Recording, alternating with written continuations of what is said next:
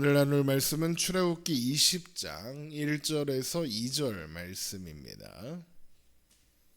출애굽기 20장 1절에서 2절 말씀 우리 함께 봅니다. 출애굽기 20장 1절에서 2절 말씀 우리 한 목소리로 읽겠습니다. 하나님이 이 모든 말씀으로 말씀하여 이르시되 나는 너를 애굽 땅 종 되었던 집에서 인도하여 낸 내 하나님 여호와니라. 아멘. 하나님은 모세를 시내산으로 부르셨습니다. 그리고 나서 하나님은 우리가 잘 아는 십계명의 말씀을 주십니다. 그리고 그 십계명은 이렇게 오늘 본문으로 시작되고 있죠. 출애굽기 20장 1절입니다. 하나님이 이 모든 말씀으로 말씀하여 이르시되 나는 너를 애굽 땅 종 되었던 집에서 인도하여 낸 내 하나님 여호와니라. 이후에 이스라엘 백성들이 보여주는 반응을 감안하면 지금 이 말씀은 모세만 듣는 것이 아니라 시내산 앞에 모여있는 이스라엘 모든 백성들 앞에 말씀하시는 겁니다. 그러니까 이스라엘 백성들도 지금 하나님의 음성을 듣고 있는 거죠. 그리고 이 말씀은 출애굽기 1장부터 19장의 내용을 요약하고 있는 내용입니다. 그래서 우리는 흔히 십계명의 조항들, 다른 신을 두지 말라, 안식일을 지켜라, 부모를 공경해라, 도둑질하지 말라, 이런 조항들에 집중하는 경향이 있지만 사실 십계명을 주시는 이 장면에서 가장 중요한 것은 바로 1절과 2절, 바로 오늘 본문의 말씀인 겁니다. 이후에 이어지는 십계명의 내용들은 이 1절과 2절이라는 말씀의 기초 위에서 이해하고 또 설명해야 한다는 거죠. 만약 이것을 빼고 십계명을 설명하면 십계명은 여느 종교의 그것과 다르지 않게 되는 겁니다. 십계명의 내용이 마치 기독교 특유의 어떤 그런 것처럼 생각하는 사람들이 좀 있는데 아닙니다. 이 십계명의 내용은 사실 어느 종교에나 있는 내용입니다. 심지어 그 5계명부터 이어지는 도덕률이라고 생각하는 그것들은 사회법이나 일반 도덕관념 속에서도 이미 충분히 알고 있는 내용이죠. 대표적으로 출애굽기 20장 3절을 한번 보십시오. 너는 나 외에 다른 신을 내게 두지 말라. 다른 종교에 다른 신 섬겨도 된다고 하는 종교가 어디 있습니까?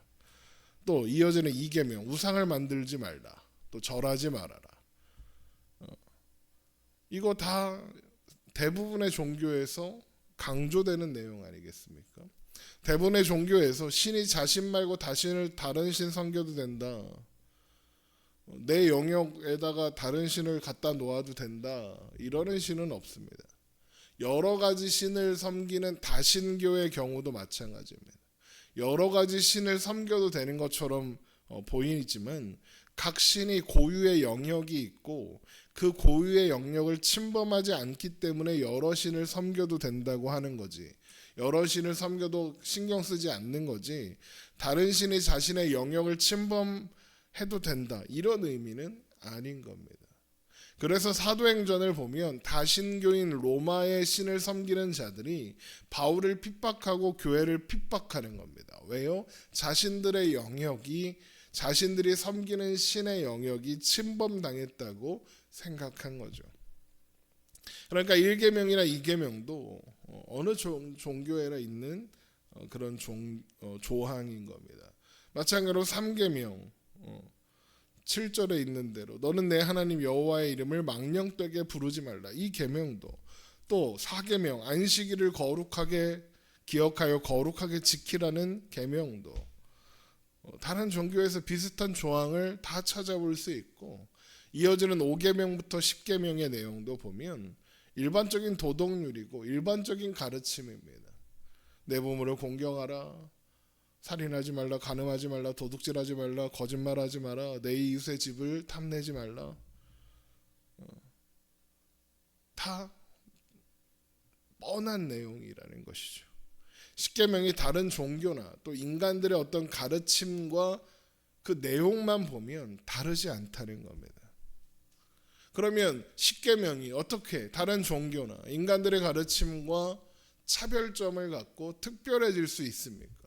어떻게 해야 하겠습니까? 하나님의 백성들에게 십계명이 의미 있기 위해서는 오늘 본문 1절과 2절의 말씀이 반드시 전제되어야 하는 겁니다. 출애굽기 20장 1절입니다. 하나님이 이 모든 말씀으로 말씀하여 이르시되 나는 너를 애굽 땅 종되었던 집에서 인도하여 낸 내 하나님 여호와이니라. 이 말씀에서 핵심은 내 하나님 여호와다. 너의 하나님, 나는 너의 하나님 여호와니라 라는 말씀입니다. 그러니까 지금 이 모든 말씀이 하나님이 하시는 말씀이라는 겁니다. 그래서 1절에 하나님이 이 모든 말씀으로 말씀하여 이르시되라고 하시는 거죠. 십계명의 내용만 보면 다른 종교나 도덕률과 다를 바 없지만 그것을 말씀하시는 분이 하나님이시라는 사실로 인해서 십계명은 아주 특별하고 다른 종교와 전혀 다른 차원의 것이 된다는 겁니다. 이 말씀을 하시는 분이 어떤 분이십니까? 이스라엘을 애굽 땅 종되었던 집에서 인도하여 내신 분입니다. 출애굽기 1장부터 19장의 모든 일을 행하신 분입니다. 그런데 그 과정 전체가 무엇을 위한 것이었습니까? 하나님이 누구신가를 알게 하기 위한 것이다라고 했습니다. 모세 오경인 하나님이 누구신가, 어떤 분이신가를 알게 하시기 위해서 기록된 책입니다. 그래서 출애굽기는 노예된 자들이 자유인이 된 이야기거나 방랑하던 사람이 정착한 이야기가 아니라 하나님을 모르던 사람이 하나님을 아는 사람으로 바꾸시는 이야기다라고 계속 말씀드린 겁니다.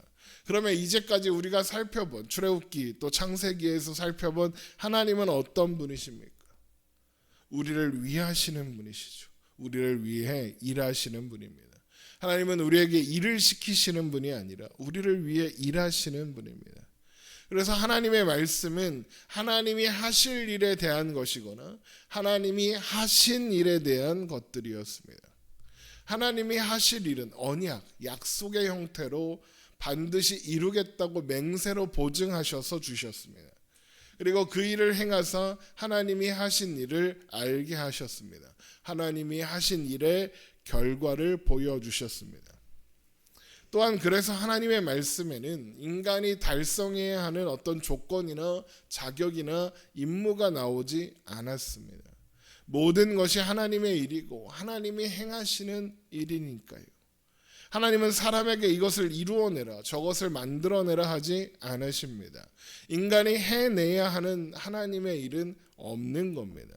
그래서 하나님의 말씀에는 인간의 행위를 근거로 하여 취소되거나 결과가 달라지는 일이 없습니다.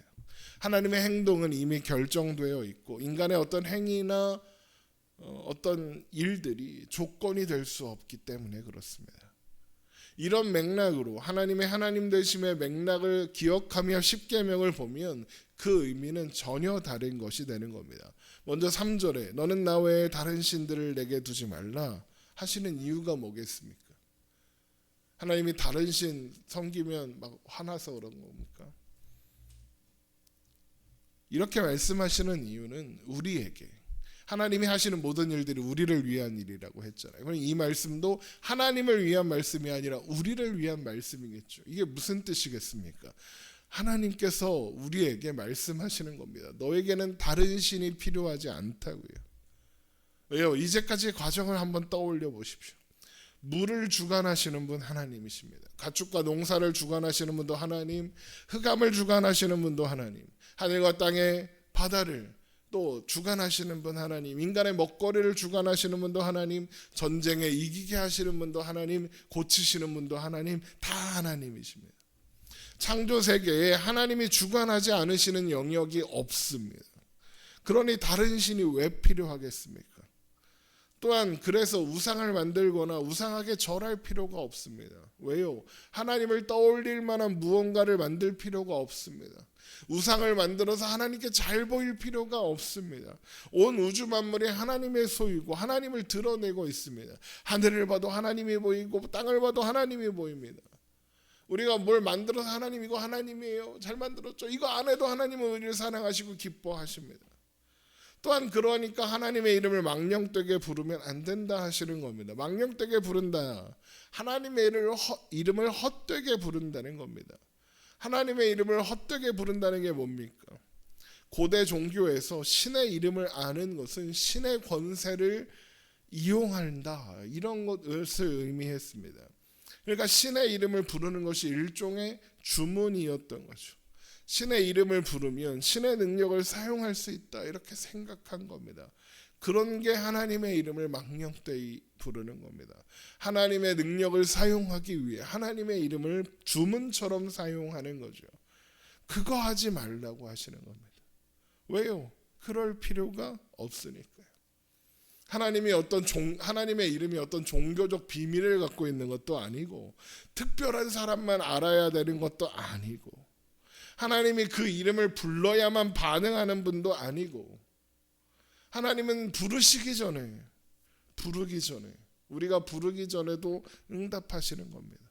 누구나 하나님의 이름을 부를 수 있고, 그 이름을 부르며 누구나 하나님을 의지할 수 있습니다. 하나님의 이름을 주문처럼 외울 필요가 없는 겁니다. 세세한 내용들은 이제 다음 시간부터 차차 살펴보겠지만, 결국 십계명은 이런 맥락 속에 있는 겁니다. 십계명은 그걸 지켜서 어떤 자격을 갖추고 조건을 만들라는 게 아니라 헛되고 무익한 일을 하지 말라는 겁니다. 그럴 필요가 없다는 겁니다. 시간 낭비하지 말라는 겁니다. 이것을 알기 위해서 우리는 하나님을 알아야 하는 겁니다. 창세기 전반에 걸쳐서, 그리고 출애굽기 1장부터 19장을 통해서 하나님께서 보여주신 하나님을 아는 지식이 있어야 십계명을 보면서 하나님께서 이 말씀을 우리를 위해 주셨다라는 것을 이해할 수 있는 겁니다. 하나님은 우리가 십계명을 알고 십계명을 외우길 원하시는 게 아니라 하나님 알기를 원하시는 겁니다. 십계명 못 외워도 괜찮습니다. 물론 하나님을 아는 자는 십계명의 말씀을 당연히 지키겠죠. 다른 신을 섬기는 것이 쓸데없고 하나님의 형상을 만드는 것이 얼마나 무익한지, 하나님의 이름을 망령되이 부를 필요가 없다는 것을 아는 사람이니 십계명을 지키겠죠. 우리에게 필요한 것은 십계명을 아는 지식이 아니라 하나님을 아는 지식이라는 것을 기억하면서 날마다 말씀을 통해 하나님을 더 가까이 알아가는, 그래서 하나님을 아는 지식으로 충만해져가는, 그렇게 채워져가는 우리가 되기를 주님의 이름으로 축원합니다. 기도하겠습니다.